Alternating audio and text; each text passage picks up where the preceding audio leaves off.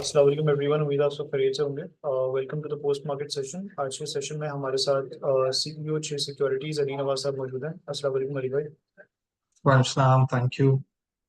अली भाई, आज का सेशन जो है वो आई गेस बुलिश था। 300 टू 400 पॉइंट्स की हमने मार्केट में अपसाइड देखी। I guess stock wise performance market में ज़्यादा रही, जिसमें बैंकिंग सेक्टर ने पॉइंट्स कंट्रीब्यूट करे मेनली, और फ्रेड्स ने पॉइंट्स कंट्रीब्यूट करे। सिक्लिकल्स में भी आज हमने काफ़ी टाइम बाद परफॉर्मेंस देखी, तो आज की मार्केट का जो है वो हल्का सा गिरा था। जी देखें, आज मार्केट 380 पॉइंट्स पॉजिटिव क्लोज हुई और उसमें जो है वो आज जिस तरह कल आपकी एक क्वेरी थी कि बैंकिंग सेक्टर जो है वो परफॉर्म नहीं कर रहा है, बट आज हमने देखा कि बैंकिंग के स्टॉक्स जो है वो काफी बेहतर रहे। आज नेशनल बैंक जो कंसेक्यूटिवली अपर लॉक्स लग रहे थे वो उसका अपर लॉक ओपन हो गया है, बट अच्छे वॉल्यूम्स ट्रेड हुए हैं 21 मिलियन शेयर्स के और 1 रुपये 20 पैसे ऊपर क्लोज हुआ है। इसके अलावा हमने यूबीएल में देखा कि यूबीएल में आज जो है वो पॉजिटिव था, 2.5 रुपये पॉजिटिव क्लोज हुआ है। मीजान बैंक में काफी अच्छी परफॉर्मेंस थी, 7 रुपये ऊपर मीजान बैंक क्लोज हुआ है विथ वेरी गुड वॉल्यूम्स। तो आई थिंक आज की एक्टिविटी जो है वो वही मार्केट में फॉरेनर्स की बाइंग जिस तरीके से पिछले काफी दिनों से हम देख रहे हैं कि कंटिन्यू हो रही है, वही जो है वो बाइंग आज भी कंटिन्यू थी और अच्छी एक्यूमुलेशन देखी गई हम locals and foreigners both and से। ओके। अच्छा, इसके अलावा अगर स्टॉक वाइज अगर हम बात करें तो टॉकिंग अबाउट पीआई, आज हमने देखा कि काफ़ी बेहतर इसमें वॉल्यूम्स लगे। इनिशियली आई गेस सुबह में ये लोअर कैप के करीब ट्रेड हो रहा था, एंड टुवर्ड्स द एंड हमने देखा कि अपर कैप जो है वो अपर कैप पे जो है इसने क्लोज करा। तो पीआईए के हवाले से क्या व्यू है? आई गेस इसका लेटर भी आया था आज को। जी बिल्कुल, आज जो है वो पीआईए की बोर्ड मीटिंग थी जिसमें जो बोर्ड ऑफ डायरेक्टर्स थे उन्होंने पीआईए की सेल को अप्रूव भी कर दिया है, प्राइवेटाइजेशन को। ये एक अच्छी चीज है। और काफी टाइम से हम कोशिश कर रहे थे कि स्टेट ओन्ड एंटिटीज को प्राइवेटाइज कर दें। ये पीआईए एक बहुत बड़ी ट्रांजैक्शन होगी अगर ये कंक्लूड हो जाता है तो। हाउएवर इसमें एक बात ये देखने की है कि जरूरी नहीं है कि पीआईए की प्राइवेटाइजेशन अगर हो रही है और अगर हो जाएगी तो उससे हमें यहाँ पर पीआईए के शेयर्स खरीद लेने चाहिए। ये पीआईए के शेयर्स में बहुत ही जो है वो शार्प अपसाइड मूवमेंट आई है। पीआईए लॉसेस में है और बहुत बड़े लॉसेस में है, और लॉसेस में होने की वजह से ही हमें इसको प्राइवेटाइज करना पड़ रहा है। तो जो भी पीआईए में इस लेवल्स पर अगर इन्वेस्ट करे तो जब भी वो प्राइवेटाइजेशन होगी, प्राइवेट पार्टीज आएंगी, वो पीआईए को इम्प्रूव करेंगी। It is a medium to long term play. तो यहाँ पर इन्वेस्टर्स को पीआईए में इन्वेस्ट करते वक्त बहुत ज्यादा कॉशियस होना चाहिए। परफेक्ट। इसके अलावा आई गेस फर्टिलाइजर सेक्टर ने जो है वो पॉजिटिवली कंट्रीब्यूट करा टुवर्ड्स द इंडेक्स, जिसमें एफएफसी ने आज काफ़ी टाइम बाद इसमें जो है वो आज हमने वेरी गुड वॉल्यूम्स अच्छी ट्रेडिंग एक्टिविटी जो है होती हुई देखी। फर्टिलाइजर सेक्टर के हवाले से आपका ओवरऑल क्या व्यू है, और एफएफसी में तेजी की वजह क्या जी थी?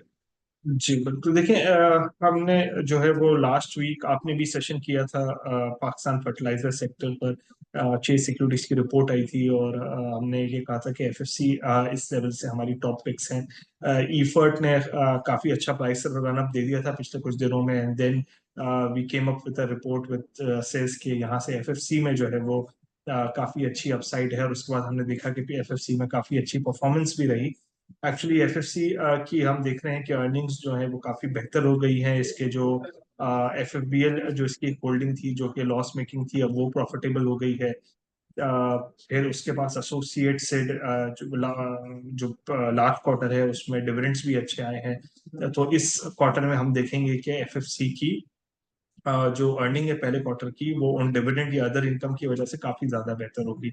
तो हम एक्सपेक्ट कर रहे हैं कि यहाँ से भी फर्टिलाइजर सेक्टर में एफएफसी हमारी टॉपिक्स है, और एफएफसी यहाँ पे भी डिविडेंड यील्ड इसकी बिटवीन 18% टू 20% है, और ये फर्दर इंप्रूव हो सकती है आगे आने वाले सालों में। तो मेरी कॉल यही है कि अब थोड़ा सा जो लोग फर्टिलाइजर सेक्टर में नया एक्सपोजर लेना चाहते हैं, वी प्रेफर एफएफसी एंड एफएफबी।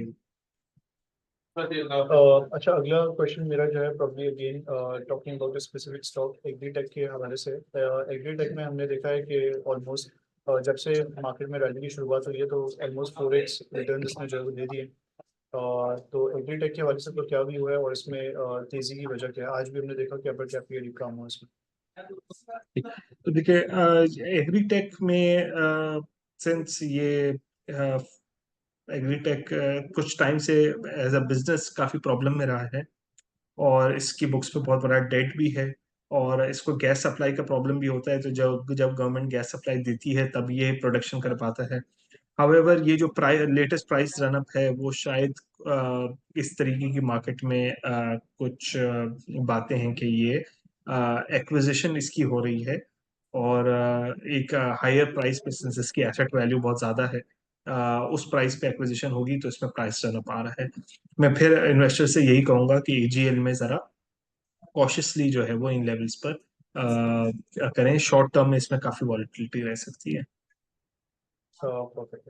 अच्छा अली भाई, जैसे कि आपने अपना व्यू शेयर भी करा था अपने प्रीवियस सेशन में कि मार्केट जो है वो रेंज बाउंड एक्टिविटी फॉर्म करती हुई नजर आ सकती है।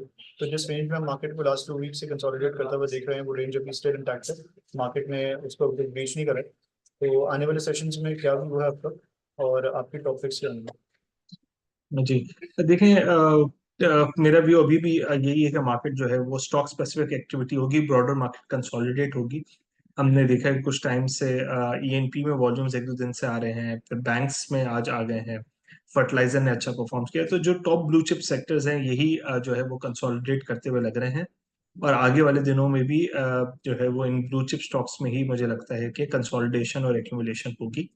रही बात आपकी पिक्स की, तो मैं आपको एक बात हाईलाइट करना चाहता हूँ कि जिस तरह जो हमारे सोशल मीडिया चैनल्स को रेगुलरली फॉलो करते हैं, हमने एक स्ट्रैटेजी जिसको हमने सिंपल स्ट्रैटेजी कहा था, और चेज मैग्निफिसेंट 7, ये 7 स्टॉक्स ऐसे हैं जो कि ब्लू चिप स्टॉक्स हैं, और हमने देखा है कि इनकी परफॉर्मेंस जो है वो हमने इसकी परफॉर्मेंस 1 जनवरी 2024 से ट्रैक करना शुरू की कि एज कंपेयर टू इंडेक्स ये किस तरह परफॉर्म करते हैं। तो जो सिंपल में हमने स्टॉक्स आइडेंटिफाई किए थे वो systems, Hapco, Interloop, Meezan, Pakistan oil fields, Lucky और ईफर्ट किए थे। अब ये हमने बेसिकली किया ये कि 10,000 रुपये 1 जनवरी को इक्वली सारे स्टॉक्स में डिवाइड कर दिया, और उनके अब तक की जो भी प्राइस परफॉर्मेंस है और जो डिविडेंड्स है उनको ट्रैक करना शुरू किया। और आज की तारीख में जो केसी 100 इंडेक्स का रिटर्न है वो 1.9% का है, और जो रिटर्न सिंपल स्टॉक्स का है, जो 7 मैग्निफिसेंट 7 स्टॉक्स हैं, उनका रिटर्न 5.9% का है।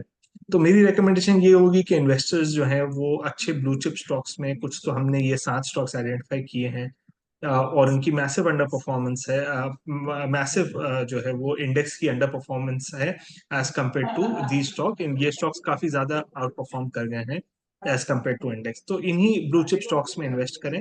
और इसमें अगर वो मजीद ऐड करना चाहते हैं तो एफएफसी को ऐड कर लें, ओजीडीसी पीपीएल ऐड कर लें, but blue chip dividend paying stocks को ऐड करें और इसी में ही ग्रेजुअली एक्यूमुलेट करें। तो आई थिंक यहाँ से जो है वो पोर्टफोलियो भी स्टेबल रहेगा और रिटर्न्स भी अच्छे बन सकते हैं। Perfect. Perfect. Thank you so much, Ali, for participating in this session. Thank you so Hafiz. much. Thank you. Hafiz.